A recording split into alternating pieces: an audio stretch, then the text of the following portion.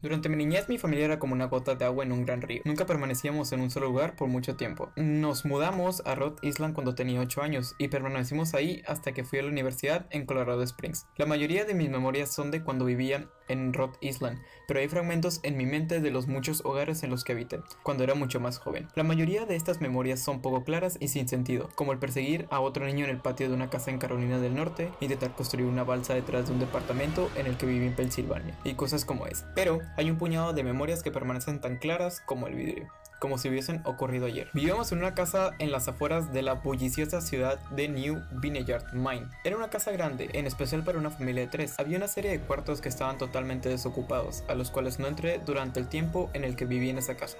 Supongo que era un desperdicio de espacio, pero era lo único que pudo rentar mi papá que le quedara cerca de su trabajo. Recuerdo que, en el día después de mi cumpleaños, tuvo una fiebre tremenda. El doctor dijo que tenía mononucleosis, lo que para mí significaba más fiebre y no podía salir a jugar por lo menos 3 semanas. Era un momento terrible para estar atado a la cama.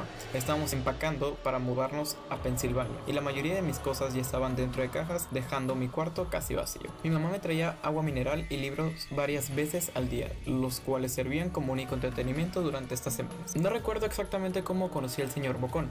Creo que fue una semana después de que me diagnosticaron la mono. Mi primera memoria de la pequeña criatura fue de cuando le pregunté su nombre. Me dijo que lo llamara señor Bocón, porque tenía una boca enorme. De hecho, ahora que lo pienso, todo en su cara era enorme en comparación a su cuerpo. Su cabeza, sus ojos, sus arrugas, orejas, pero su boca sin duda era lo más grande. Te pareces a un Furby, le dije mientras miraba uno de mis libros. El señor Bocón se detuvo y me miró extraño. ¿Furby? ¿Qué es un Furby?, me preguntó. Tú sabes, el juguete peludo con orejas enormes. Lo puedes acariciar y alimentar, así como una mascota real. Oh, tú no necesitas uno de esos. No es lo mismo que tener un amigo real. Recuerdo que el señor Bocón se desaparecía cada vez que mi mamá iba a mi cuarto a revisarme. Se ocultaba bajo mi cama y me decía: no quiero que tus papás me vean, tengo miedo de que ya no nos dejen jugar juntos. No hicimos mucho durante los primeros días. El señor Bocón solo veía mis libros, fascinado con las imágenes e historias. Por ahí del tercer o cuarta noche desde que lo conocí, me despertó una gran sonrisa en su rostro. Vamos a jugar un juego,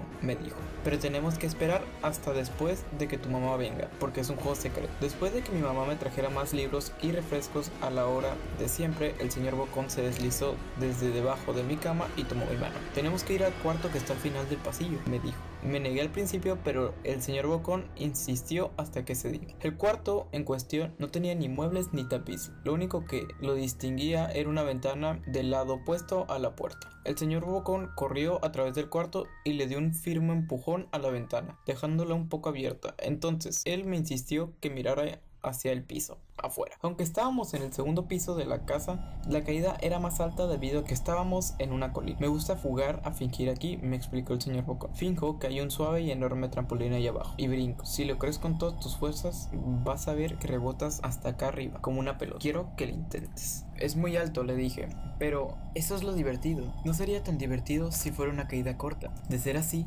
mejor si rebotaras en un trampolín real. Recuerdo haber jugado con la idea, dejarme caer en el fresco aire y rebotar en algo que mis ojos no podían ver, pero el realista de mí prevaleció. Quizás en otra ocasión, le dije. No sé si tenga tanta imaginación, podría lastimarme. La cara del señor Bocón se contorsionó con un gruñido, pero solo por un momento. Decepcionado, se metió debajo de mi cama, donde estuvo quieto el resto del día. En la mañana siguiente, el señor Bocón llegó con una pequeña caja. Quiero enseñarte malabares, me dijo. Aquí hay algunas cosas que puedes usar como práctica antes de que te dé tu primera lección. Miré la caja, estaba llena de cuchillos. Mis papás me matarán, le grité horrificado al señor Bocón. Había traído cuchillos a mi cuarto, objetos que mi papá no me dejarían tocar nunca. El señor Bocón gruñó: es divertido jugar con esto, quiero que lo intentes. Alejé la caja de mí.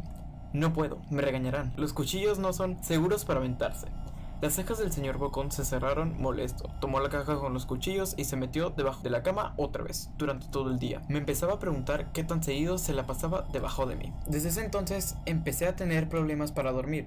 El señor Bocón me despertaba en la noche diciéndome que había puesto un trampolín real debajo de la ventana. Uno enorme, que no podía ver en la oscuridad. Siempre me negué y trataba de volver a dormir, pero el señor Bocón persistía. Algunas veces se quedaba a mi lado hasta el amanecer animándome a saltar. Ya no era tan divertido jugar con él. Una mañana mi mamá fue hacia mi cuarto y me dijo que tenía permiso de ir a caminar afuera. Pensaba que el aire fresco sería bueno para mí, especialmente después de estar confinado a mi cuarto por tanto tiempo. Con emoción corrí hacia el patio esperando poder sentir el sol en mi cara. El señor Bocón me estaba esperando. Hay algo que quiero que veas, me dijo. Debí darle una mirada fea, porque entonces me dijo: es seguro, no pasa nada, te lo prometo. Lo seguí hasta un viejo camino que corría a través de los bosques detrás de mi casa. Ese es un camino importante, me explicó.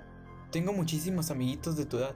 Cuando estuvieron listos, lo llevé por ese camino, a un lugar especial. Todavía no estás listo, pero algún día, espero, lo estarás. Regresé a mi casa preguntándome qué tipo de lugar existía más allá de aquel camino. Aproximadamente 2 semanas después de conocer al señor Bocón, empacaron la última carga de cajas en el camión de mudanzas. Me fui delante con mi papá, en un largo recorrido hacia Pensilvania. Había considerado en decirle al señor Bocón que me iba, pero aún teniendo 5 años sospechaba mucho de las intenciones de la criatura. A pesar de lo que me decía, fue por esta razón que decidí no mencionar nada de mi mudanza. Eran las 4 a.m. cuando mi papá y yo estábamos en el camión. Mi papá esperaba llegar a Pensilvania para la hora de la comida al día siguiente, con ayuda de una larga dotación de café y bebidas energéticas. Recuerdo que se parecía más a un tipo que estaba a punto de correr un maratón que un tipo que se la pasaría sentado por un par de días. Muy temprano para ti, ¿verdad?, afirmé con mi cabeza mientras la ponía en la ventana esperando dormir un poco antes de que saliera el sol. Sentí la mano de mi papá en mi hombro. Esta será la última mudanza, lo prometo. Sé que es difícil para ti, especialmente estando con esa enfermedad. Una vez que obtenga mi promoción, podremos quedarnos en un solo lugar y hacer amigos. Cuando el camión comenzó a moverse, vi la silueta del señor Bocón en la ventana de mi cuarto, parado inmóvil. Se despidió lastimosamente con su mano. No me despedí.